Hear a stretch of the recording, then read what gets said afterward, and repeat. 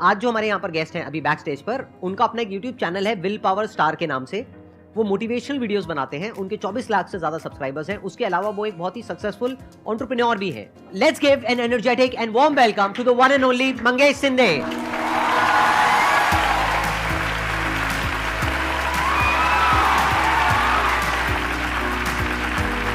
How are you doing? All good? आइए, आप थोड़ा सा बताइए, वैसे आपने कब ये अपना YouTube का जर्नी शुरू किया और उसके बाद में अभी आप क्या क्या कर रहे हो? सो सर, मैंने YouTube का जर्नी जो है वो 2016 से स्टार्ट किया। मैंने पहले एक YouTube चैनल बनाया था, बट उसमें 150 के आसपास मैंने वीडियोस वगैरह अपलोड कर दिया, बट कुछ कॉपीराइट क्लेम की वजह से वो पूरा चैनल डिलीट हो गया और उस टाइम पे पता भी नहीं था कि चैनल रिकवर कैसे करते हैं। तो 2017 में वापस से मैंने YouTube चैनल स्टार्ट किया और उसको ग्रो करते गया धीरे धीरे। बट विद दैट मैं कुछ स्टार्टअप वगैरह भी कर रहा था। तो उस टाइम पे मैं कुछ इंजीनियरिंग के 3rd ईयर में था और इंजीनियरिंग के 4th ईयर में आते वक्त मेरे ऑलमोस्ट 5 स्टार्टअप्स फेल हो चुके थे। तो उससे बहुत कुछ सीखने को मिला और उसके बाद फिर जॉब वगैरह करने लगा। जॉब में बहुत सारी चीज़ें सीखी, लेकिन एक माइंड स्टेबल नहीं हो रहा था, कुछ तो अलग करना था।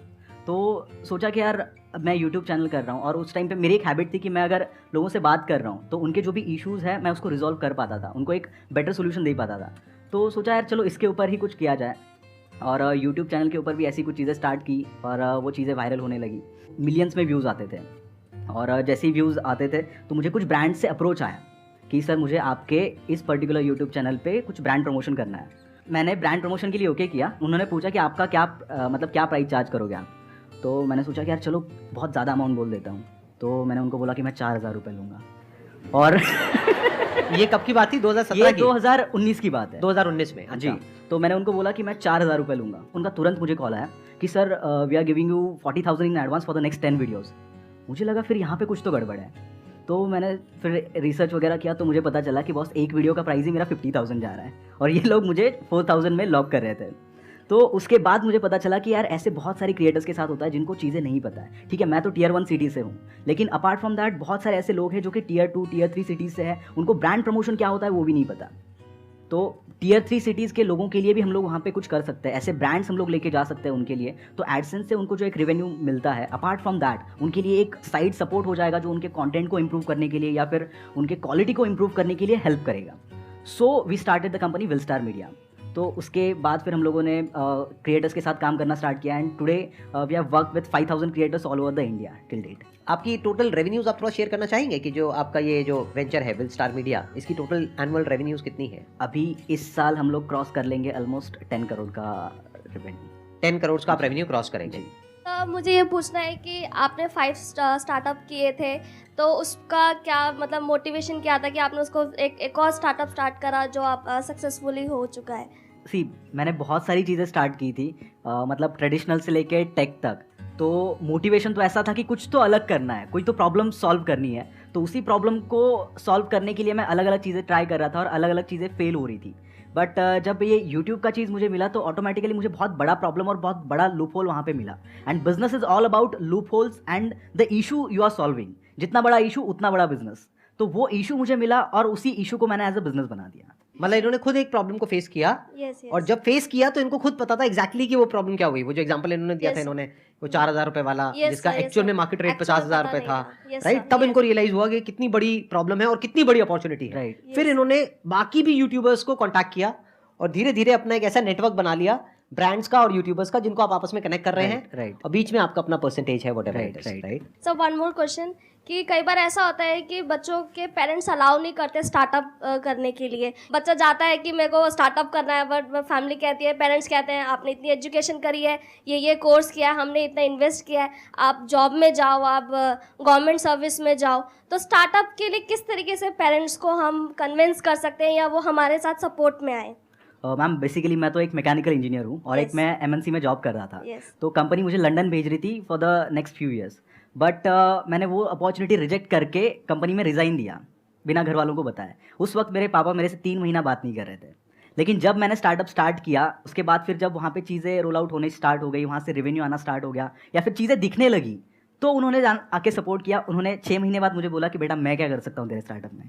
तो that was a motivation for me. मुझे ऐसा लगता है कि आप अगर घर वालों को कन्विंस करने के लिए चीज़ें करोगे ना तो कभी नहीं होगा। आप उनको प्रूव करके दिखाओ कि I am able to do this. जब आप उनको प्रूव करके दिखाओगे कि ये मैं कर सकता हूँ, तो उनके साइड से आपको कोई चीज़ मांगने की जरूरत नहीं पड़ेगी, उनके सपोर्ट मांगने की जरूरत नहीं पड़ेगी, वो ऑटोमेटिकली बाय डिफॉल्ट आपको सपोर्ट करना स्टार्ट कर देंगे। अगर हम दूसरी साइड से देखें, मान लो कि आप खुद एक पेरेंट हो और आपका कोई बच्चा है जिसकी एज है 18-19 साल, तो आप क्या चाहोगे अंदर से डीप विद इन कि उसका अपना स्टार्टअप सक्सेसफुल हो जाए और एक बहुत बड़ी कंपनी खड़ी हो जाए जहाँ पे मिलियंस ऑफ डॉलर्स हो, या फिर वो एक जॉब करे 20-30 हज़ार रुपए महीने की? आप क्या चाहोगे अंदर से? ऑब्वियसली कि वो अच्छे से स्टार्टअप करे, सक्सेसफुल हो जाए और मिलियन और बिलियंस अर्न करे। आप बोल तो रहे हो कि पेरेंट्स ऐसा वैसा वैसा, जब हम खुद पेरेंट बन जाएंगे तो हम खुद भी बच्चों को वही बोलेंगे। तो अब इसका सोल्यूशन क्या है अगर आप पेरेंट हो तो? क्योंकि मेरे जो सेशंस है वो हर कोई देखता है, बच्चे भी देखते हैं, बड़े भी देखते हैं, कि अगर आप पेरेंट हो, मैं दोनों के एंगल से बता देता हूँ इसका सोल्यूशन क्या है। तो अगर आप एक पेरेंट हो, आपको क्या करना है, वर्स्ट केस सिनेरियो देखो और बेस्ट केस सिनेरियो देखो। मान लो मेरी कैपेबिलिटी है 1 लाख रुपए तक का रिस्क लेने की, वो मैं उठा करके बच्चे को दे सकता हूँ और बोल सकता हूँ अब ये 1 लाख रुपए है, अब इसमें तुझे पढ़ाई करनी है पढ़ाई कर, बिजनेस करना है बिजनेस कर, इसको उड़ा देना है उड़ा दे, तेरी लाइफ है, इसके आगे मेरे से कुछ भी एक्सपेक्ट मत करियो, क्योंकि मेरे पास में है ही नहीं तेरे को देने के लिए। क्लियर लाइन ड्रॉ करनी होगी, तब उसके अंदर भी सीरियसनेस आएगी। फिर उसके अंदर से ये आएगा कि अब मैं करूं या नहीं करूं। नहीं तो हो क्या रहा है, वो बच्चा बोल रहा है मुझे करना है, पेरेंट्स कह रहे हैं नहीं करना है, यही सब चले चले जा रहा है। तो पेरेंट्स के एंगल से पहले आपको क्लियरली बताना है बच्चे को, अगर आपके पास में कुछ रिसोर्सेज अपने बच्चे के लिए है तो, कि मैंने ये पैसा जोड़ा है पूरी जिंदगी में काम करके तेरी पढ़ाई के लिए, तो या तो इसको पढ़ाई में लगा करके अपना कुछ कर ले, या फिर तेरे को जो करना है कर, ये पैसा तेरे लिए है, अब तू देख तू क्या करना चाहता है, 18 साल से ऊपर है, डिसीजन तेरा है। और अगर आप ऐसे पेरेंट्स के बच्चे हो जो कि कुछ करना चाहते हो और आपके पेरेंट्स आपको सपोर्ट नहीं कर रहे हैं, तो आपको क्या करना है, अपने पेरेंट्स की सिचुएशन को समझना है। हो सकता है उनकी फाइनेंशियल कंडीशन सच में ऐसी हो कि उनके पास में पैसे नहीं है आपको देने के लिए, तो उनके ऊपर प्रेशर क्रिएट नहीं करना है, करना है तो अपने दम पे करो, उसमें थोड़ी ना वो मना करेंगे। एग्जैक्टली, सोचने वाली बात है। मना करते क्यों है? रिस्क की वजह से ना। Yes sir. अगर रिस्क आप अपने बेस पे उठाने के लिए तैयार हो तो कोई भी पेरेंट्स मना क्यों करेंगे? ये भी मेरे साथ में बैठे हैं। आपने जब अपना ये काम शुरू किया था कितने पैसे से शुरू किया था? सर मैंने YouTube वाला जो आपने शुरू YouTube किया जब स्टार्ट किया था, मैंने पापा से 800 रुपये लिए थे माइक खरीदने के लिए, और फिर वो माइक से मैंने YouTube का जर्नी स्टार्ट किया था, और उसी के बाद जो पैसा आया उसी के बाद मैंने बिजनेस वगैरह में लगाया। मैंने उस 800 रुपये के अलावा 1 रुपया भी पापा से नहीं लिया था। और मैंने जब अपना करियर शुरू किया था मैंने सिर्फ 12,000 रुपये लिए थे, वो भी मेरे नाना जी से। उन्होंने मुझसे पूछा था कि संदीप तुझे क्या चाहिए? मैंने कहा मुझे कैमरा दिला दोगे? उन्होंने कहा हाँ दिला देंगे। कितने का है? मैंने कहा 12,000 रुपये का। तो पहले तो सोच में पड़ गए 12,000, आज से बहुत साल पहले, लेकिन फिर उन्होंने दिला दिया। तो वो 12,000 रुपये से मैंने अपना करियर शुरू किया था, और आज जो भी कुछ है मेरे पास में वो उस 12,000 के कैमरे की वजह से। इन्होंने 800 रुपये से शुरू किया था। ये बात यहाँ पे आपको क्लियर हुई? Yes sir. क्या क्लियर हुआ बताइए? कि अगर फैमिली अलाउ नहीं करती है तो आप अपने ऊपर इंडिपेंडेंटली होकर उसको स्टार्ट करिए, और अगर सक्सेसफुल होता है इनिशियली तो फेलियर्स होंगे, क्योंकि विदाउट एक्सपीरियंस आप नहीं उसको कंप्लीट कर सकते हो। सक्सेस होने के बाद ऑटोमेटिकली फैमिली आपके सपोर्ट में आ जाएगी। और छोटे से छोटे लेवल से शुरू करना है। Yes sir. कम से कम इन्वेस्टमेंट से शुरू करना है। Please have a seat. Thank you sir. मुझे ये जानना है कि मेरे माइंड में बहुत सारी चीज़ें चलती रहती है कि मुझे ये करना है, मुझे बिजनेस करना है, क्योंकि मैं अभी MNC कंपनी में काम कर रही हूँ last 3 years after 12th, and I want to do business. पर मेरे माइंड में कभी रहता है ब्यूटिशियन, कभी क्या, कभी क्लोथिंग शॉप, कभी कुछ ना कुछ, मतलब बहुत सारी चीज़। अब यूट्यूब में देख लिया, रील्स में देख लिया, इंस्पायर हो गई, फिर ऐसा होता है कि मुझे ये भी करना है, मुझे ये भी करना है, मुझे ये भी करना है, बट फिक्स नहीं रहती हूँ मैं कि मुझे करना क्या है। इसके पीछे का एक बेसिक रीज़न ये है कि आज के ज़माने में हमारे पास अपॉर्चुनिटीज़ बहुत है। जो हमारे पेरेंट्स थे उनके पास अपॉर्चुनिटीज़ कम थी, तो उसकी वजह से, उनके पास ऑप्शंस कम होने की वजह से उनको पता था कि उनको क्या करना है। बट अभी क्या हो गया है, because of internet multiple opportunities हमारे पास है, और उस मल्टीपल अपॉर्चुनिटीज़ के साथ साथ एक कन्फ्यूजन भी हमारे साथ आता है। और वो कन्फ्यूजन अगर आपको दूर करना है तो सबसे पहले आपको एक चीज़ के साथ स्टिक रहना पड़ेगा। जैसे कि आप एक हस्बैंड के साथ लाइफ स्पेंड करोगे, उसी एक चीज़ के साथ जब आप ज़्यादा टाइम स्पेंड करोगे तो उसमें रिजल्ट दिखना स्टार्ट होंगे, और जब वो रिजल्ट देखना स्टार्ट होंगे तो ऑटोमेटिकली वो चीज़ आपको करने का मन करेगा। बट बहुत बार सर मैं ऐसा देखता हूँ कि लोग एक चीज़ करते हैं, 2 महीने बाद उनको कोई और चीज़ अच्छी लगती है, उसके बाद वो लोग दूसरी चीज़ पे शिफ्ट हो जाता है। सेम चीज़ उनके लाइफ में हमेशा होती रहती है, और वो उनको क्वेश्चन होता है कि मैं सक्सेसफुल क्यों नहीं हो रहा हूँ। मैंने ऐसे बहुत से लोग देखे जो बहुत स्मार्ट है, बट वो सक्सेस तक नहीं पहुँच पाते, या फिर वो एक लेवल पे नहीं पहुँच पाते बिकॉज ऑफ कंसिस्टेंसी। वो मेंटेन नहीं करते किसी भी चीज़ में, और everything is all about your consistency. मुझे ऐसा लगता है कि टैलेंट, बाकी ये सब चीज़ें सेकेंडरी है। आप एक चीज़ को कितने टाइम के लिए करते हो वो ज़्यादा इंपॉर्टेंट है, और उसी को अगर आप करते रहोगे तो ऑटोमेटिकली एक टाइम के बाद उसमें सक्सेस मिलेगा। अगर आप अपने बेस पे कुछ करना चाहते हो ना, जैसे यू आर सेइंग कि you are working in an MNC and you have a stable job, right? तो अगर आप अपने बेस पे कुछ करना चाहते हो, कुछ भी काम, कैसा भी काम, कोई भी स्टार्टअप या कोई भी आइडिया, किसी के ऊपर भी आप काम करना चाहते हो, तो आपके अंदर एक क्वालिटी होनी चाहिए। ये आपको अंदर की बात बता रहा हूँ, एंटरप्रेन्योर्स के जो माइंड की बात एक एंटरप्रेन्योर ही समझता है, बाकी लोग नहीं समझते हैं। बहुत बड़ा सीक्रेट है ये। आपके अंदर एक ऐसी क्वालिटी होनी चाहिए कि आप अपने आप को इमेजिन कर सको क्लियरली कि 2 years, 3 years, 5 years down the line जो लोग उस फील्ड में सक्सेसफुल हैं, क्या आप अपने आप को वहां पर देखते हो? तो ये क्वालिटी चाहिए होती है। जैसे जब भी कोई बिजनेस करने के बारे में मैंने सोचा पास्ट में, या आज भी अगर कोई आइडिया आता है, तो उसको करने से पहले ही मेरे माइंड में क्लियर हो जाता था कि अच्छा, इसको ऐसा किया जा सकता है, कि this is the broader vision, कि ये इतना बड़ा हो सकता है। तो जो मोटिवेशन है वो भी फिर बहुत बड़े लेवल का आता है। अब ये बड़ी विजन कहां से आती है? जब आपका दिमाग खुला होता है। हम सबका दिमाग बंद है बाय डिफॉल्ट, हमें पता ही नहीं है दुनिया में हो क्या रहा है। तो वंस यू सी कि दुनिया में क्या क्या हो रहा है, लोग क्या क्या कर रहे हैं, किस किस तरीके से कर रहे हैं, तब उसमें से कुछ लोगों को देख करके लगेगा कि ये तो मेरे बस का नहीं है। दूसरी तरफ से आप देखोगे, अच्छा, ये कुछ लोग हैं जो कुछ ऐसा कर रहे हैं, और आप कहोगे ये तो मैं कर सकता हूं, ये तो मैं कर सकती हूं, ये तो मैं सीख लूंगा। मतलब अंदर से आया ना, एक तरफ से आया अंदर से कि हाँ ये पॉसिबल है, एक तरफ से आया कि नहीं ये पॉसिबल नहीं है। तो पहले तो नहीं को काट दो। जो पहले ही आ रहा है कि पॉसिबल नहीं है, उसमें टाइम क्यों खराब करना है? अभी को मत देखोगे, अभी क्या करना है ये देखो कि 2-4 साल बाद क्या आप अपने आप को वहां पे देख पा रहे हो, उस लेवल पे देख पा रहे हो। For example, if you are doing photography, can you see yourself as one of the top photographers? देखो वो क्या कर रहे हैं, किस लेवल पे कर रहे हैं, किस तरीके से कर रहे हैं। तो इफ यू से यस कि हाँ ये तो मैं कर सकता हूं, तो फोटोग्राफी आप कर सकते हो। इसको बोलते हैं विजन। मतलब आपकी विजन क्या है? Where do you see yourself 2 years, 3 years, 5 years down the line? And do you believe in it? Do you say कि हाँ ये हो सकता है? तो इसके स्टेप्स क्या है? अगर मैं स्टेप वाइज इसको डिवाइड कर दूं तो इस पूरी प्रोसेस को, स्टेप 1 इज दिमाग को खोलो।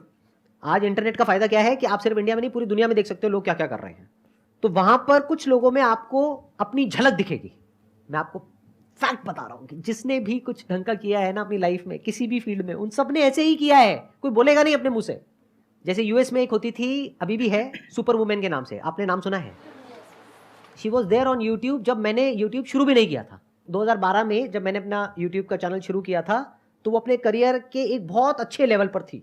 उनकी हर वीडियो पे 4 मिलियन, 5 मिलियन, 6 मिलियन व्यूज आते थे उस टाइम पर। तो वर्ल्ड में उनका क्रेज अलग ही लेवल का था। तो उनको देख करके कितने लोग इंस्पायर हुए जो आज इंडिया में अच्छे लेवल पे कर रहे हैं। वो कोई अपने मुंह से नहीं बताएगा। बट क्यों हो पाए वो लोग इंस्पायर? क्योंकि उन्होंने देखा कि यूएस में क्या हो रहा है। हो सकता है और भी लोग थे यूट्यूब पर उस टाइम पर जो उनसे अच्छा कर सकते थे, बट उन्होंने देखा ही नहीं। तो पहला है दिमाग खुलना। जब दिमाग खुलेगा तो अब आपको अपॉर्चुनिटीज नजर आएंगी, सिर्फ इंडिया में नहीं, पूरे वर्ल्ड में। तभी तो इंडिया में गैप नजर आएगा। अगर आप इंडिया में ही देख रहे हो, और इंडिया में जो देख रहे हो वो करने वाले पहले ही लाखों बंदे हैं, लाइन में लगे हुए हैं, और आप भी जाकर के 1 लाख के पीछे लाइन में जाकर के खड़े हो गए हो, मुझे भी यही करना है, और वैसे ही कर रहे हो जैसे लाख लोग कर रहे हैं, तो सक्सेस क्या मिलेगी आपको? तो पहला स्टेप क्या आया? दूसरा स्टेप क्या है कि आपके अंदर से आएगा कि ये पॉसिबल है आपके लिए या नहीं है। तो अगर आपको दिखा आपके लिए पॉसिबल है, तो अब आपको उसकी तरफ पहला स्टेप उठाना है, छोटे से छोटे लेवल पर, और फिर देखना है कि एक्चुअल में क्या निकल करके आ रहा है। बट सर, अगर हमें कुछ करना है एंड उसके बारे में हमें इन्फॉर्मेशन नहीं है, then how to get it that information? जैसे कि मुझे बिजनेस के लिए ज़्यादा इन्फॉर्मेशन चाहिए, मैंने काफ़ी वीडियोस देखी है, यूट्यूब देखी है, बट मुझे नहीं पता मैं किस लोगों के साथ जाके मैं ज्वाइन करूँ, कोलैब करूँ, ताकि मुझे लाइक आई कैन सक्सेस वो स्टेप धीरे धीरे एक एक सीढ़ी में चढ़ पाऊँ। क्योंकि मेरे पास कोई भी ऐसे डिटेल्स नहीं है, कोई भी ऐसे कॉन्टैक्ट्स में नहीं है कि आई कैन आस्क देम। देखिए, सबसे पहले कॉन्टैक्ट्स आपके ऑटोमेटिक नहीं बनेंगे। जब आप लोगों के बीच में जाओगे ही नहीं तो कॉन्टैक्ट्स बनेंगे कैसे? पहले तो आपको, और जब तक आप गिरोगे नहीं तब तक आपको समझ में नहीं आएगा कि आपको करना क्या है। मैं आपको एक चीज़ बताता हूँ। मतलब एक सिली मिस्टेक मैंने किया था जब मैंने मेरा पहला स्टार्टअप स्टार्ट किया था। मेरे पास 1000 रुपीज़ का इन्वेस्टमेंट था। उस 1000 रुपीज़ से मैंने बाकी सब चीज़ें करने से ज़्यादा मैंने 1000 कार्ड छपवा लिए, जो आज तक मेरे पास पड़े, एक भी यूज़ नहीं हुआ उसका। तो इंस्टेड ऑफ दैट मुझे सेकंड स्टार्टअप में समझ में आया कि मुझे क्या नहीं करना है। तो जब आप गलती करते जाओगे तो ऑटोमेटिकली आपको समझ में आता जाएगा कि आपको क्या करने से ज़्यादा क्या नहीं करना है। और स्टार्टअप इन सब चीज़ों में यही चीज़ सबसे इंपॉर्टेंट है। जो बड़े बड़े स्टार्टअप फाउंडर्स हैं जिन्होंने बहुत ज़्यादा सक्सेस अचीव की है, वो अगर कोई नया चीज़ स्टार्ट करते तो वो सक्सेसफुल क्यों हो पाते? बिकॉज उनको पता है कि उनको क्या नहीं करना है। और बहुत बार हम लोग को ये ना पता होने की वजह से हम लोग वही चीज़ें करते रहते हैं जो नहीं करनी चाहिए। आपको क्या करना है, आपको पहले देखना है कि दुनिया में क्या क्या हो रहा है, और आज की डेट में जो आपने कहा ना इन्फॉर्मेशन कहाँ से मिलेगी, इतना आसान है इन्फॉर्मेशन मिलना जिसकी कोई हद नहीं है। आप बोलो किस बिजनेस के बारे में आपको इन्फॉर्मेशन चाहिए, गूगल है आपके फ़ोन में, गूगल में जाओ, टाइप करो, देखो ना आपको क्या चाहिए। आपको मैन्युफैक्चरर चाहिए किसी पर्टिकुलर प्रोडक्ट का, आपको देखना है कि उस पर्टिकुलर प्रोडक्ट को इंटरनेशनली कौन कौन उसमें ग्लोबल प्लेयर्स हैं, कौन कौन लीडर्स हैं, वो फंडेड है नहीं है, लिस्टेड है नहीं है, उनकी क्या वैल्यूएशन है, क्या मार्केट कैप है, डालते चले जाओ, मिलता चला जाएगा। उसमें मुश्किल क्या है? आज की डेट में तो कुछ भी मुश्किल नहीं है। The moment you tell me or anyone an idea, within a few seconds you will get the answer. और अगर कुछ दिन तक आप प्रॉपर्ली रिसर्च करते हो, आपको क्लियर पता लग जाएगा उस इंडस्ट्री में क्या हो रहा है, कैसे हो रहा है, क्या हो सकता है, कैसे हो सकता है। जैसे फॉर एग्जाम्पल, एक एग्जाम्पल देता हूँ कि एक प्लेटफॉर्म है जहाँ से आप अपना एक e commerce store open up कर सकते हो। कुछ पैसे लगेंगे आपके और आपका स्टोर शुरू। अब करोड़ों लोगों ने पूरी दुनिया में इस तरह के स्टोर्स खोले ऑनलाइन, और उसमें से 90% बंद हो गए, 10% चले। 10% में से भी 1% है जो बहुत चले, वो भी डेटा है आपके पास में। उसमें भी ये नजर आ जाएगा आपको कि कौन सा बिजनेस सबसे ज्यादा सक्सेसफुल है, मतलब कि उस प्लेटफॉर्म पे सबसे ज्यादा सक्सेसफुल स्टोर्स कौन से हैं। अब देखो इंडिया में उसको कैसे कर सकते हो। इसमें मुश्किल क्या है? थोड़ा सा दिमाग ही तो चाहिए ना, स्मार्ट वर्क चाहिए। यानी कि अगर आपको क्लियरली नजर आ जाए कि इस पाथ पे चलने के बाद में 99% चांसेस है कि आप सक्सेसफुल हो जाओगे, अगर सही से करते हो तो अब क्या फिगर आउट करना रह गया? ये तो क्लियर हो गया क्या करना है, अब सिर्फ ये रह गया कि कैसे करना है, वो सीखना है।